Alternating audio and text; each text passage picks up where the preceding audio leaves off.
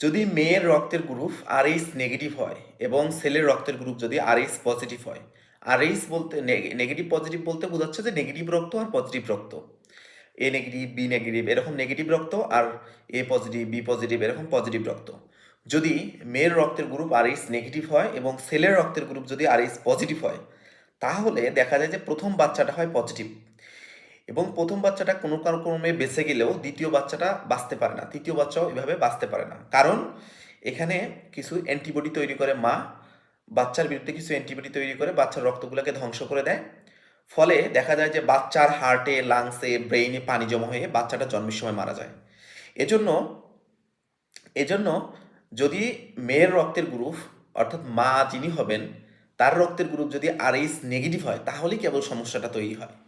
তাছাড়া কিন্তু অন্য রক্তের গ্রুপগুলোর ক্ষেত্রে সমস্যা হয় না, অর্থাৎ ছেলের রক্তের গ্রুপে কোনো সমস্যা হবে না।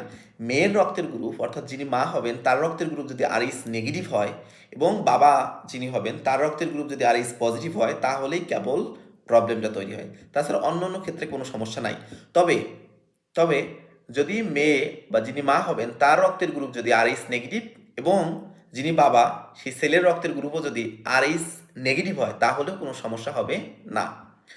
এখন যাদের এরকম সমস্যাই হয় বা বিয়ে হয়ে গেছে, তাদের ক্ষেত্রে যে বাচ্চা আসবে, তো সেক্ষেত্রে একটা সতর্কতা, আগেই ট্রিটমেন্ট নিতে হয়। সেই ট্রিটমেন্টটা হচ্ছে 28, 36 এবং জন্মের 72, যে প্রথম বাচ্চাটা হবে তার জন্মের 72 ঘন্টার মধ্যে এনটিডি নামক কিছু ইনজেকশন নিতে হয়।